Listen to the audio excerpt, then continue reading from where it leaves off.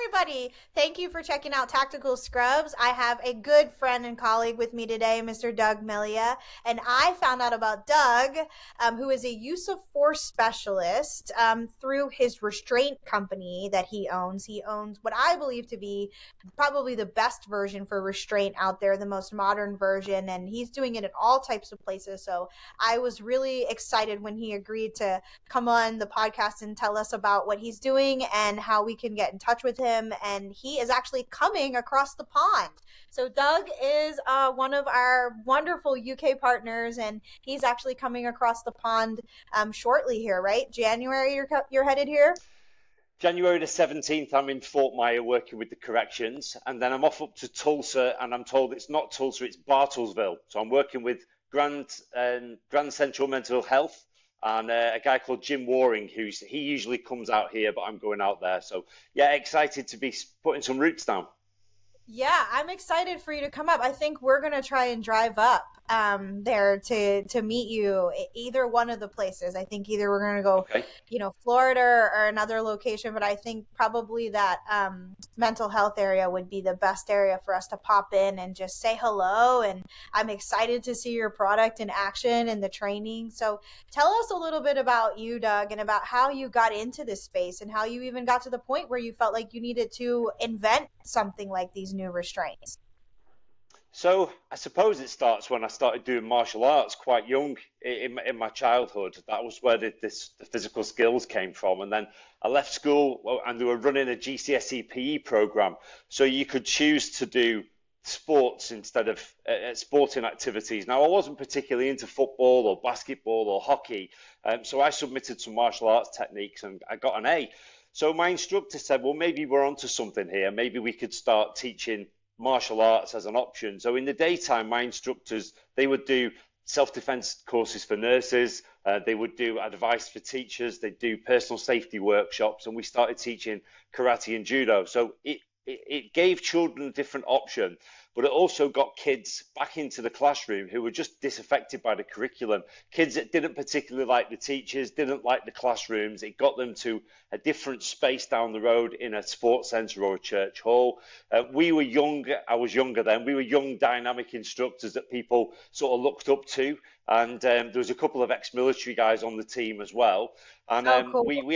we had a great product for a few years where we got people GCSEs who might not have got any high school qualifications at all. And then the demographic changed because the teachers worked out that if there were kids in their classrooms that were problematic or they didn't want to be there, they could just push them to us down the road. So we had a real different experience then of gangs, edged weapons. There was some lessons where fireworks were set off, kids brought dogs in. And then there was 4 days after my 19th birthday, I was in front of a safeguarding panel because the kids had been passing a breath freshener around. And I thought, just pick your battles. You've got 30 minutes till break time. Address the behavior at break time. And the breath freshener was filled with vodka. So I had to explain why I had 5 drunk 15-year-olds on my class. Oh my gosh. I am a mom of 4 boys and I could not imagine ever. I couldn't. That's so cool. But you know what?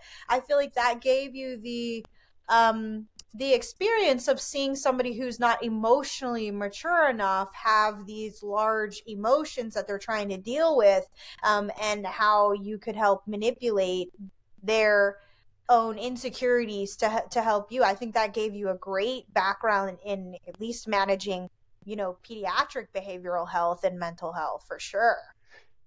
Yeah, it was a baptism of fire, to be honest, because although I'd done martial arts techniques since being a child, I'd never had to physically hold or control someone outside of that sporting arena, if you like. And we were now put in a position where everything told us, don't put your hands on the children, think about safeguarding, keep yourself safe and don't avoid allegations. And then you've got 2 children trying to fight each other or children trying to attack us. So I heard real mixed messages. Sometimes we were told, don't get involved.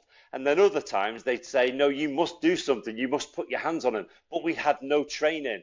So that was that. I then started working the doors. Now, in the UK, we passed the Private Security Act, which was a bit of legislation which brought in guidelines to make nighttime security safer. Now, when I used to work the doors, and we used to call them bouncers back then, it was just a case of get a passport photo, go to the local council office, and you got a pass, and you could then work the doors. I think maybe Okay. we got some advice on fire drills, and we maybe did a first aid course, but there was no element of personal safety. Now, what that act did is it actually caused 10,000 people to lose their jobs overnight. And that was simply because they introduced a criminality check to see if people had a bad past. So Oh, it wow. told you something about the state of the industry. There were definitely people working in the nighttime economy who were criminals and who perhaps had other business interests. So I got involved then because they said they were going to bring in and mandate physical skills, conflict management, conflict resolution. It took maybe 10, 15 years for that to happen. I then went on to work as a bodyguard, which was a fascinating job, which took me all over the world. And I fell by accident into high court enforcement, so removing protesters. And that's where we found that although we were taught to use metal handcuffs, you couldn't use them on protesters because they'd either use them as a weapon to attack Mm. us, or they'd use them to hurt themselves. They'd just manipulate the Yeah, wrists to damage that's the that's wrists. the thing that we see with psych patients, and that's what really Yeah, attracted me to your restraints, because in my mind I'm thinking, you know, if our corrections departments and our police that are, responding to 70% of police calls are psych related, if they have your restraints on board to go ahead and put them on when they're in the field and they can do those things, and then they come to us and we're already trained with that restraint technique, it's yeah. just so much better. And you have one of them here, right, with you? You have one of the soft restraints. I do, yeah. So some people might refer to this sticky stuff as Velcro. Now that wouldn't be accurate because Velcro is a company name. So it's actually referred to as hook and loop. But to most people, that they'll refer to it as Velcro. It's got made of Cordura, so it's military grade Cordura, so it pretty much doesn't rip. And then you've got a reinforced nylon buckle, so it's a very hard plastic that's got a high melting temperature.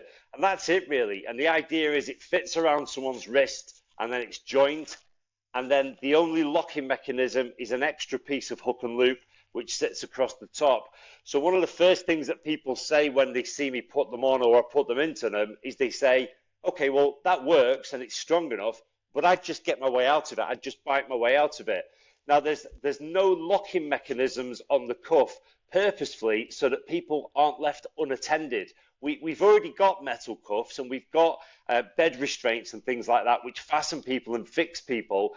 But when you look at injuries and you look at deaths, a lot of positional asphyxia deaths occur because the patients put themselves in a position where they can't breathe, or they've been left unattended and they've fallen on the face. So the idea of the cuff is it's a manual handling aid. So somebody's got to be under control first, and Right. then they're either transitioned into it from the metal cuffs or they're transitioned into it from holds. Or in ICUs, it's an alternative when you're bringing someone down from sedation to having nurses hang on to limbs, start reducing the sedation and just hope for the best, because some people, they're going to be combative, especially Yeah. if perhaps they were ended up in the ICU because they were in the process of committing a crime, or they've taken an overdose, or they've gone through the windscreen of a car, driving under the influence. The first thought when they wake up isn't going to be, what are my injuries? It's going to be, assault this nurse, pull the tubes and lines out and run. So it's saving lives and it's helping staff to be able to maintain control.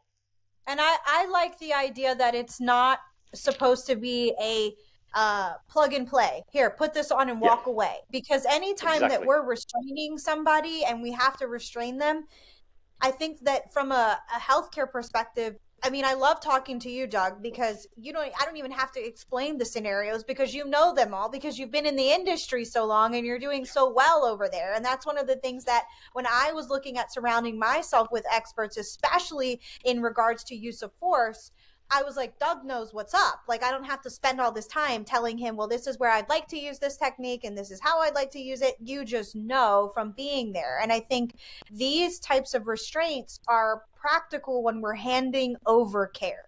And I feel like Yeah, that's like the most important time where we have a struggle, and it's particularly for me, that was where I found that was most difficult when I was a nursing supervisor. PD would bring people in and then just leave them, and then we'd have to like try yeah, and figure out how we were going to transition care and who was in charge of what now. And I think you, in addition to the restraints, because of your experience and the places that you've worked, you've developed like this training that goes along with it that's really, really impactful. So tell us a little bit about, not only do you just sell people restraints, but you give them the training to utilize them properly. And tell us a little bit about that training, because that's what really attracted us at Tactbook to having your collaboration, was the training piece. yeah. So we don't sell any kit without training, and that's simply because anybody within that's part of the supply chain, if something goes wrong, they can be held liable. So from a legal standpoint, you can't be giving someone something without advice. If you pick up a McDonald's coffee cup, it says on it, contents may be hot. Now that's pretty much common sense. But if you pick up a bottle of bleach, it also says don't drink it. For the same reason, something like this shouldn't be just sold from Alibaba, Amazon, or online with people to buy it and go out and use it. And if they do, there's a level of liability. So we insist on trade. The other reason is, from a profit point of view, we don't make much money on this because we have it made by reputable companies that we know where they source the equipment from, and we know who's making it. So we know it's not some child in a sweatshop in Vietnam. We can Yeah, follow that was right back. that was Yeah, another one of the things that I was really concerned about when I started looking at products and where they're coming from. And, we have enough moral distress going on at the bedside, yeah. not knowing that, the products that we're buying or where they're coming from are coming from places like that is concerning, and I think that's really great that you guys have addressed it. And I think the training element is really neat. So say a hospital were say, okay, I love Doug's restraints. What does that process look like on your end? Because we know you're in the UK. And so that's something that we had talked about, Yeah. collaborating and our tactical reps being able to train. So say, things in healthcare are like wildfire here. You get one, they love it, the next place does it, the next place does it. So Yeah. I feel like with your training, how does that process work, when we buy the restraint? Like what does it look like next if I'm a nurse manager or somebody looking at a new option? So in the UK, we tend to refer to them as PMVA, Prevention and Management of Violence and Aggression, or it might be your personal safety trainers within a police force. So we'd look at people who are already training, similar model to you talking about the CPR trainers. So you've got someone who's got some kind of teaching qualification, coaching qualifications. So they understand about learning styles, they understand about differentiating learning, implementing things where people might not have English as the first language, so people can deliver training. Second is they've got to have basic life support qualifications, so they understand how to manage an emergency, and they've also got to have physical skills experience. Now that could be a physical skills, a police training qualification, it could be a correctional training qualification, so that we know that somebody understands things like positional asphyxia and medical emergencies. They also know to train someone how to control someone, and then we teach them how to put it on. And when we teach them how to put it on, we talk about the 3 C's. So it's either compliance, control, or chemical. So chemical, the person's already sedated and you're going to put it on them. Control would be you're managing holds and you're saying, okay, these holds are they're not working or they're too restrictive. Let's transition into the soft restraint or from a mechanical restraint. And then the other one, which people don't realize, is compliance. You say to somebody, look, we don't want to put our hands all over you, but you're going to need to go in an MRI scanner, or you're going to need to go and have some kind of treatment allied to psychiatric care. If you don't want us to hold you, maybe you could put these on. We'll show you, you can handle them, and we'll show you how they go on. That would mean we can be arm's length away from you, and it'll be less intrusive for you. And a lot of patients will say, yeah, do you know what? I don't like the metal cuffs. I don't want to be strapped to a bed, but I'm okay with this. Especially if they know they can go out and have a cigarette, or they can perhaps go to the bathroom or do personal care on their own, which might be something they don't want to have males or females intrude on. Yeah, I think that is a really great option for these restraints. And that's one of the reasons that I was attracted to you years ago, because I believe that what we're going to move towards is being able to communicate better as professionals so that we can clearly set expectations. I hate the word limits. People are like, give them limits. No, you can't give another human a limit. Like, they're a human and they No. have autonomy.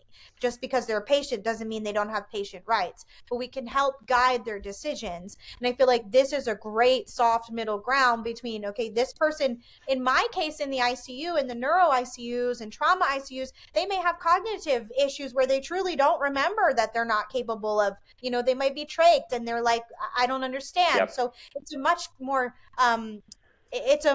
more compassionate sometimes route, and it's also a way that the nurses can help teach family members with these type of restraints. I think that there is definitely more innovation.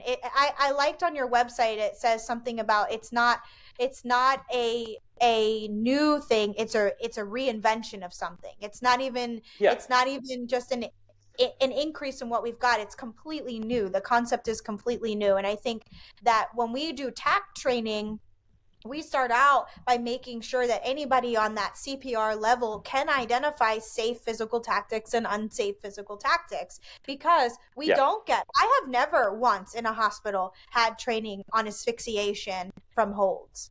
No one's ever Oh taught me wow.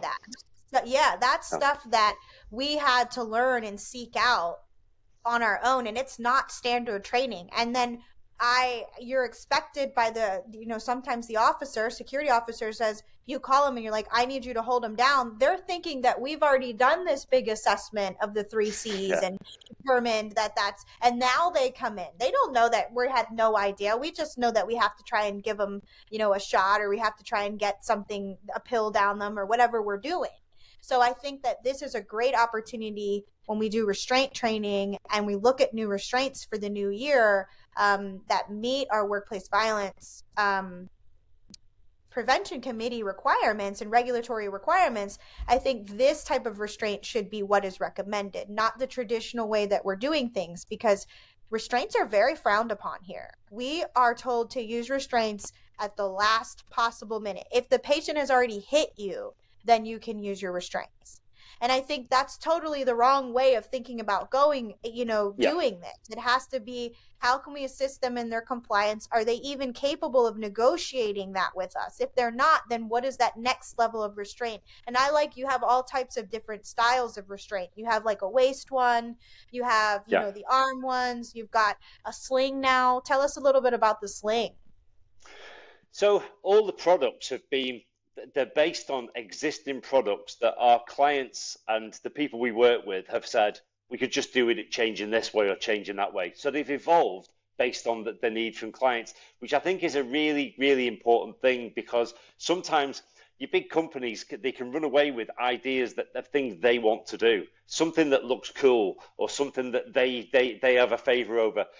We've always just based it on client feedback. So the cuffs that attach to the side of the belts, they worked really well, but we found there was too much lateral movement. So we wanted something that gave the patient something that was quite comfortable, sat around the abdomen. You can also then join another set of cuffs to it to give them access to their right or left arm. So you could let them manage things like personal care. You can have them have the fingerprints taken. You can even have patients that have become mythical monsters because of things they've done. And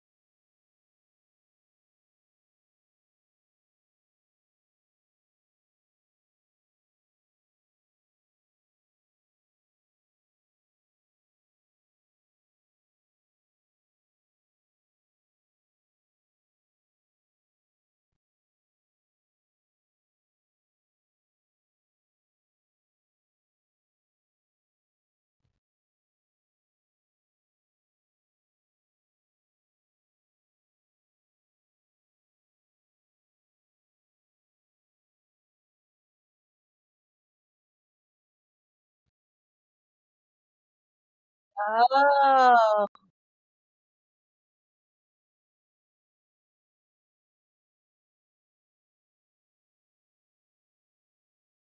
I just like flat out. Bye. Sorry. I sometimes that has happened to me when I'm sliding patients over, like my morgue patients, and sometimes they're real heavy and I'm little. I'm like, oh God, don't drop them, but it's terrible. But I know how that feels, so I think it's a great invention. I think it's wonderful, and I love, there was just a really famous kind of American news story about some nurses in Washington State that are in this behavioral health unit in a Seattle, I believe it's a Seattle hospital, and they were just there's every incident that I read was completely preventable. I just kept thinking, Doug's restraints, Doug, they need Doug's restraints, they need Doug's training. And so I'm happy to be able to kind of be a voice for you here. So tell us a little bit about one of the things I love about your background is that you used to work on cruise ships. So tell us a little bit about that, because I think that cruise ships are like American healthcare facilities. You have the Aloha deck where everything's open and you can't control anybody coming in or leaving, and the atriums are all open, and the security guys are like, "You want me to secure that?" And then they're large like cruise ships and they can't turn and navigate very fast. So I think you're the perfect parallel. But tell me about how you got into that.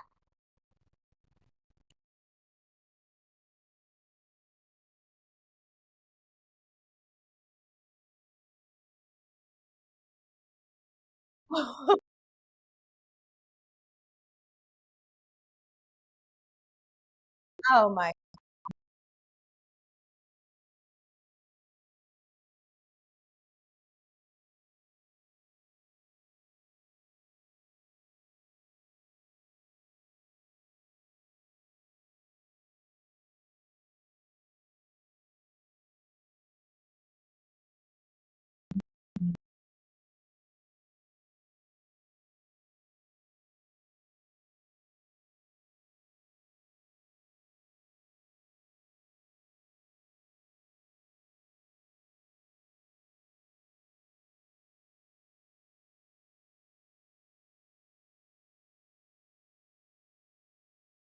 Yeah.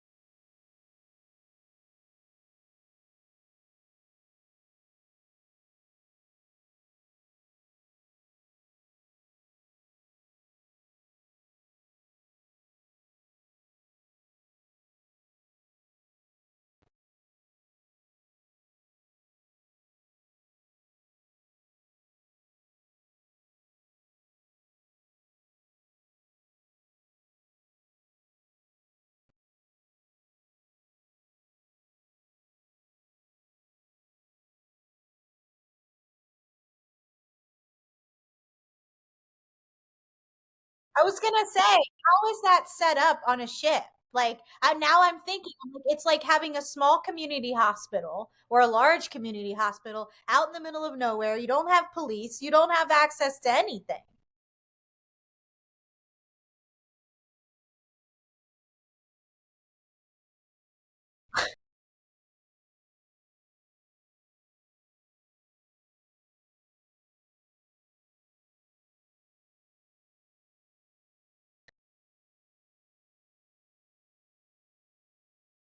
Well, because it lowers your sodium.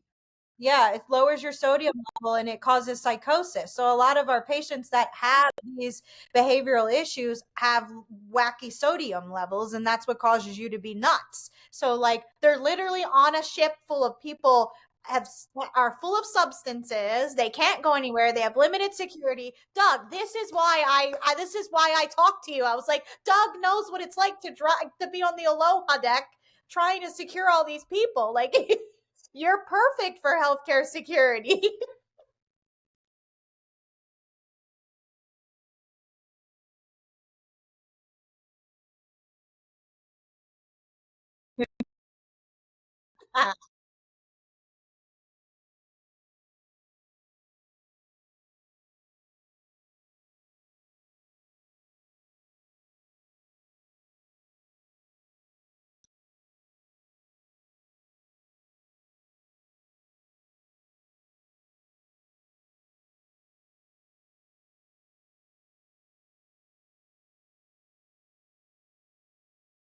Wow.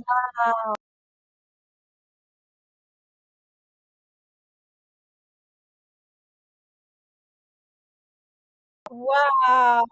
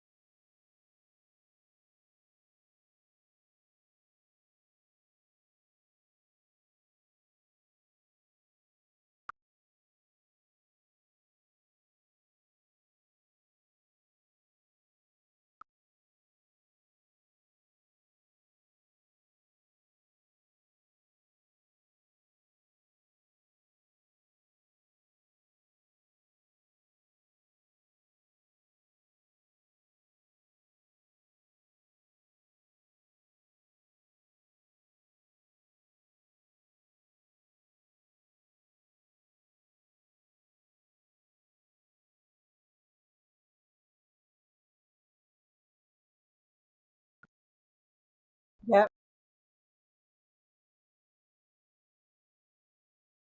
That's incredible. And I think that your skill set, when I was just this ICU nurse, right? Who was like, I'm tired of being assaulted. So I'm going to go out and find some people that can help me. And that was the thing that appealed to me, was your vast experience, and then just your knowledge of different areas, and the ability for you to work well with people like Lara Smith, who have strong mental health backgrounds, and then people like Paul Sarnisi and David LaRose, and everybody kind of all together in this group. And I'm really excited for the new year, because we're going to start doing our group Zooms, and everybody can drop in and give their advice and expertise. And I think we're all just going to really grow from this experience, and be able to do some research in the space will be incredible. And I know that having your really innovative, forward thinking restraints that are from practical use, from what you've seen, and I think that that is what makes them ideal for the type of environment that we're in. Because people think of healthcare as, they think of nurses as the lady with the lamp that brings you a band-aid, and then they think of healthcare as everybody's sick and everybody's dying in these hospitals. But it's not, it's far from that. You've got really professional nurses that have one of the hardest degrees in the world. I think the Bachelor's of Science of Nursing was one of the Guinness World Book of Records, like, the hardest degree. So you've got brilliant folks who are trying to walk around at a cognitive level up here. They're have very high thinking. And then you've got patients that are in fight or flight mode, and visitors who probably hate hospitals and are terrified. And they're meeting in the middle somewhere to try and communicate. And I think that's where the language, where you don't know what language someone can speak, but you still have to be able to deliver important and key information to keep everyone safe. There's not much time there. There's a time crunch. And on a vacation, people are out ready to lounge and hang out. But in the ER, you have to do that much faster, because you might not have the time. And I think that's where taking tactics like you have, and your experience and your expertise, and combining them with the folks that are here in the kind of rapid pace of the emergency rooms and behavioral health wards or centers here, that combination is really effective. And it's new. It's not one person just coming up saying, I have an idea, let's all do this. It's all 15, 20 of us have some ideas. Let's put together something that everyone can share in, and everyone can learn from. So tell us a little bit about you coming here. I'm really excited. I think I'm going to try and drive up there. I would love to hear, like, what your goals are for the future of your restraint company and your training company here in the US. Like, if I was a magic genie and you said to me, Mel, this is what I want for Christmas. What does Doug Melia want for Christmas from the American market, other than to be in every place here? But I guess maybe more of a core question. And I ask everybody that's in Tact Book this question: what is your personal and professional goal in regards to your abilities that you have to get to bring the group?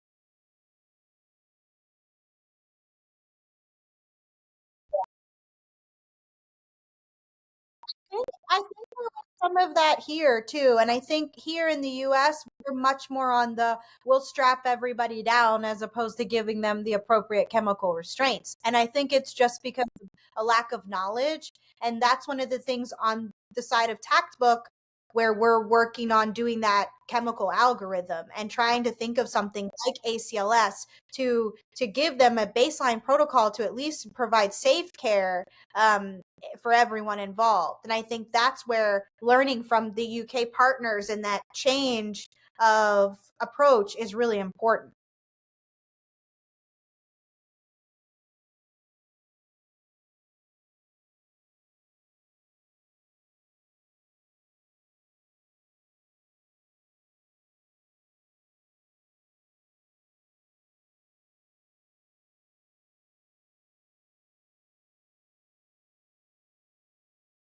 We should do a tour. We should do a tour. We should do a panel, like a panel tour. Like we should do like me, you, maybe Laura, because she's a psych expert. I'm not a psych expert. And then, maybe we could get some other people depending on what cities we were in. But we should do a tour where people can literally come, get some portion of the training, and then they can ask us questions. They can bring us their workplace violence policies. They can just have us for a couple hours and be able to help solve some of the problems and then get this really neat physical training. And I think it would be a really awesome opportunity for organizations to like get ahead of things before they get behind. And what do you have to lose for a 2-hour presentation that you go to? And probably we could get a tech company to pay for some food or something. Like, it would be awesome.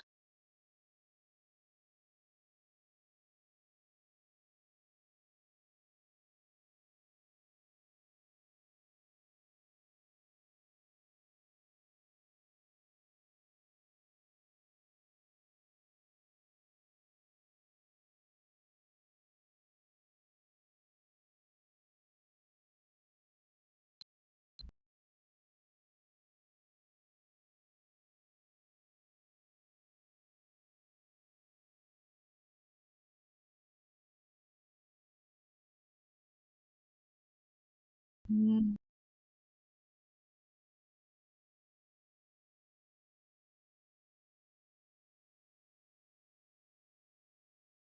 Wow.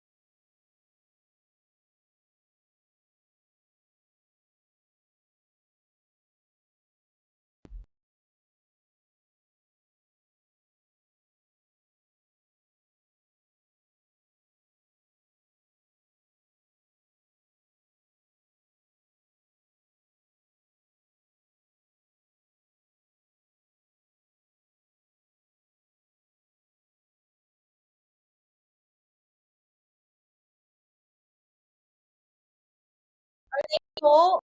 Are they full? Are they like over full?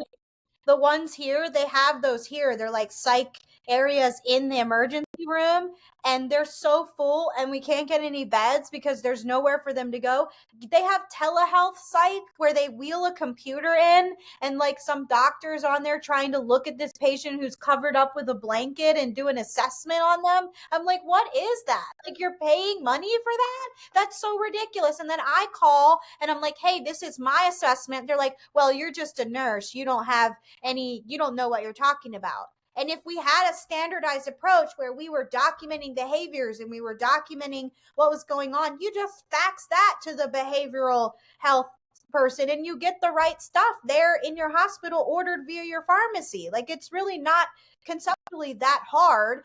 The effort that I think is what makes them reluctant to do anything. And I think that's what makes people like you and I, Doug, really innovative, in that we're like, okay, it is a strong thing to shoulder. Like, this is a lot of shit. This is a lot of material. This is a lot of heavy conceptual stuff. And that's why I think all of us coming together and sharing the weight of it is what makes this possible.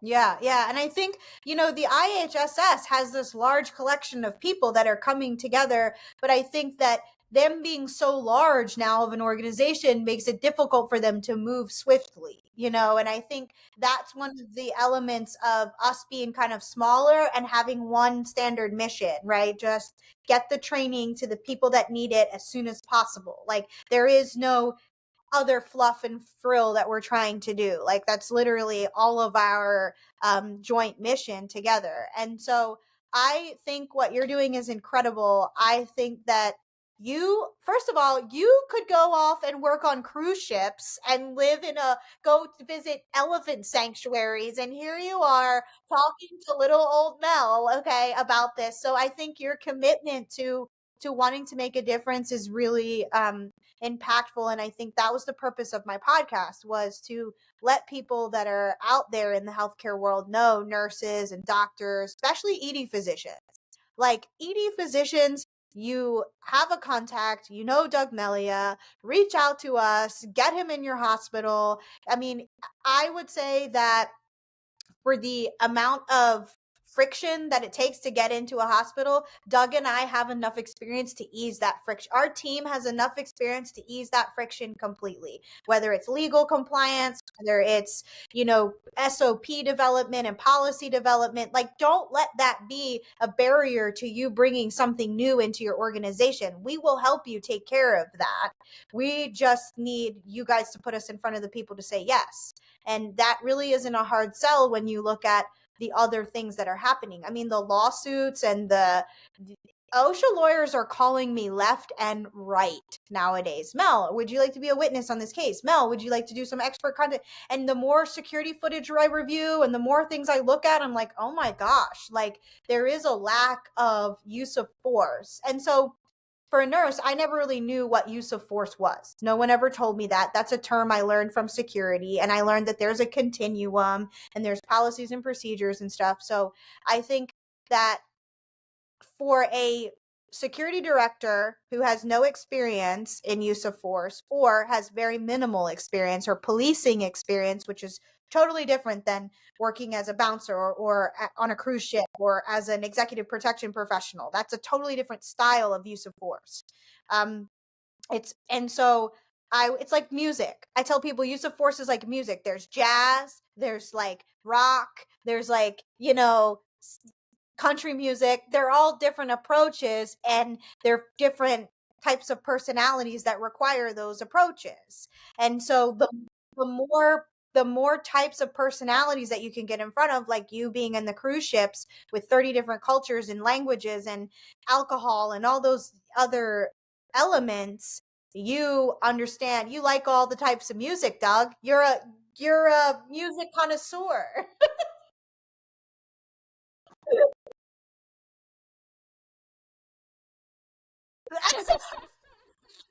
Maybe, or like some gangster rap, maybe like some good old like, Tupac, Biggie. They'd be like slinging rocks. I don't know. I could see some of them. Yeah, I think Eric Clay. Eric Clay has a policing back. I don't know if Eric Clay has a military background or policing background or both, but I feel like he could go either way, hard rock or gangster rap. I feel like You never know. But I think I'm really excited for you to come visit. We're excited to get together some more. I think we really should do a tour. I'm going to put a poll in the bottom of this podcast, and I want to see if people want to see Doug and Mel and Eric and all of us go on a fun tour around and present our techniques and do a panel interview and like what other things people would be interested in learning. And then we could pre-sell the textbook or give away that tax certification or some certs from your stuff for free. That would be super cool. Really, really cool.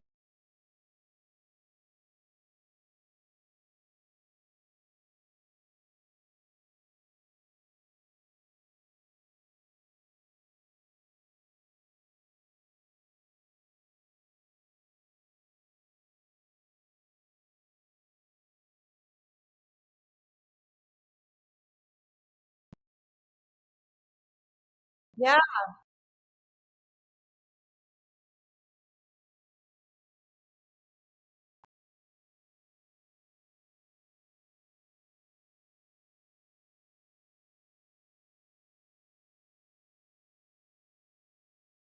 That would be dope. Dope. To take a look because I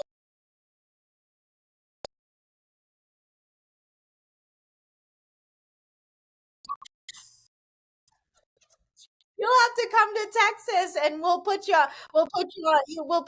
you'll be like John Wayne. You'll be Doug Melia, John Wayne. I can't wait. It's gonna be great. All right. Well, it's been a pleasure talking to you today. And I, as always, am appreciative of everything you're doing.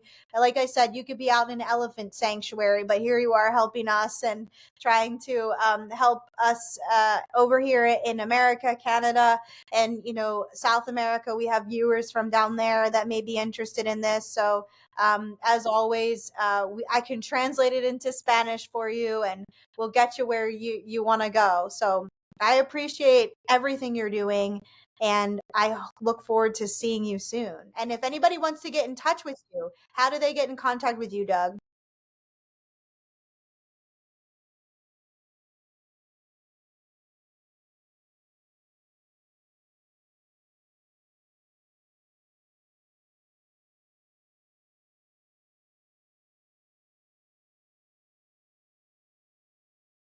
Yeah, we'll put a link in the show notes and everybody will know where to find you. And we will talk again soon. Bye.